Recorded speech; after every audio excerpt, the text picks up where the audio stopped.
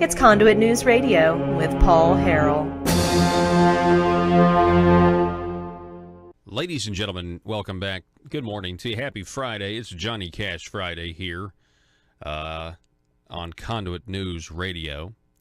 We have these segments called Conservative Future, Young Conservative segments. We want to introduce you to the future leaders in the conservative movement. Please welcome to the program for the first time. We have Mr. Benjamin Jackson is with us. Benjamin, welcome to the program, sir. Hey, Paul. Thanks for having me. I appreciate it. Yes, sir. I'm glad that you could be on. So let's just start at the top. So first of all, where are you from, Benjamin? So I'm from Maryville, Indiana. All right, Indiana. Yes, sir. And you now go to is it Philander Smith in Little Rock? Is that correct? Yeah, I go to Philander Smith College in Little Rock, Arkansas. Okay. So tell us about, tell us about the fact, I heard that you were a conservative. Matter of fact, you're now, are you the chairman of the college Republicans down there? Is that right?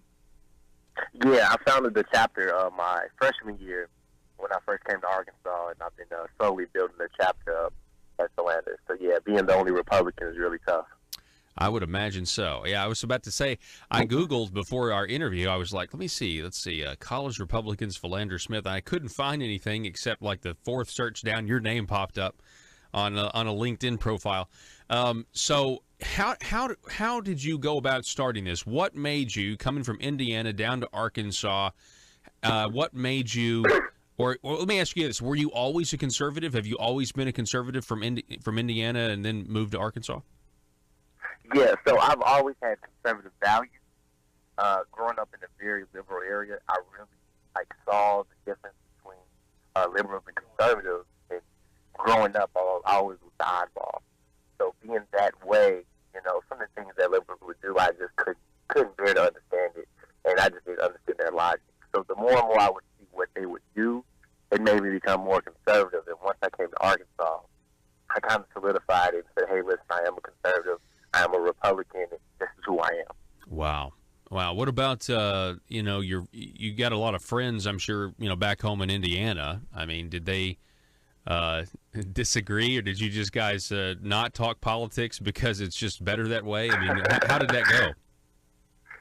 Yeah, it's really tough, especially when you're, President Trump is always in the news, and somehow politics is always brought up, and we're always in heated debates and everything, and I'm the only one that's going to be on the side of the Republican platform, especially President Trump, So, yeah, it's really tough trying to, talk to your friends nowadays when, you're talking about politics. So it's really tough.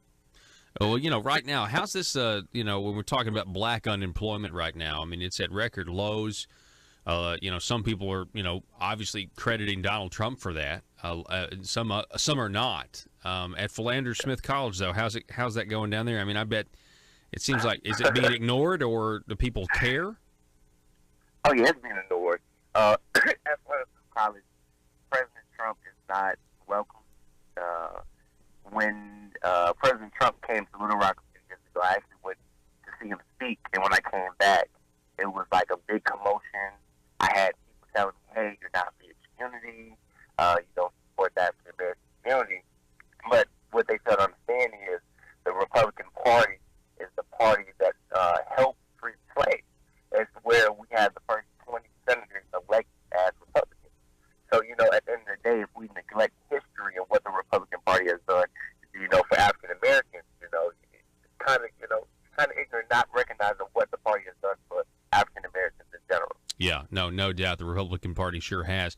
We're talking with Benjamin Jackson. Benjamin, if you could, when you respond to our questions to the rest of the interview, if you could just try to talk right into the microphone of your phone. We're just getting, we can hear you, but I think we could hear you a little better if maybe you talk right into your microphone. Talk a little bit about that, though. Expand on that with the Republican Party and what they did and how they were the abolitionist party. But it seems like the left advances this idea, Benjamin, that sometime in the 60s, there was some convention and the Democrats and Republicans came together and they decided to just adopt each other's issues. And so the Democrats became the party of civil rights, and the Republicans became the party of anti-civil rights. That's what a lot of people on the left claim is the truth, and that's not the truth at all. That never happened. Yeah, so during the 60s, and I'm happy you brought this up, one of the major things that happened is the Welfare Act, 1964, that was created, was made by Democrats. Now, if you're going to give underprivileged people these opportunities, these benefits, quote unquote, what happens is you're giving them free money, but at the end of the day, you're crippling them at the end of the day. And because of that, that was one of the reasons to look at, everything. They shift towards that way. And also, during that period of time, when Dr. Martin Luther King was put into jail, the Democrats were the people who freed them.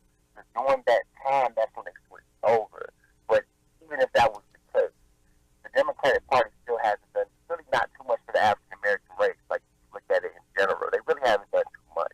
And this is why when I tell people, what has President Obama have done for his 2 terms, he really didn't do anything for the African American community. So at the end of the day, we need to understand that the Republican Party is the party where most African Americans are going to start swinging toward, especially with President Trump being in office now. Yeah, President Obama. It's funny you said he didn't really do anything for the African American community. He did put a rainbow on the White House. He did project a rainbow on the White House, though, so that's got to be worth something. We're talking with Benjamin Jackson. I see here on your LinkedIn profile, it says that you either are or were an intern with Lieutenant Governor Tim Griffin. That's got to be fun. Oh, yeah, Lieutenant Governor. He's such a great guy, one of the most genuine public figures we have in the state of Arkansas, if not America. And you learn so much from Tim, too. He's just a great guy. He really taught me the attention to detail with everything I do. So I really credit Lieutenant Governor Tim Griffin for a lot he's done for me in my advancement in my career. I know you're at Philander Smith College, and I'm sure you're enjoying your time there. But I talk to a lot of college students when we do this segment, and they do kind of say, hey, look, when I'm in my classes and stuff, a conservative worldview isn't exactly welcome there. Do you find that to be the case? Yes, especially at a historically black college, it's geared towards more liberal thinking, especially when you're being taught the academic the academic stuff. It's not towards the facts a lot of times. Where it's about how I feel and not about what's really going on. And I don't know. It seems like it's a liberal thing. It's about I'm gonna tell you how I feel, not what's based on facts. So it is more liberal talk, and I wish that schools start having more of a conservative thought. And it's especially tough when you're in your classroom and you're having debates not just with the actual students but the teachers as well. And she doesn't know what to say. So it's just a constant fight. Mm-hmm. Yeah.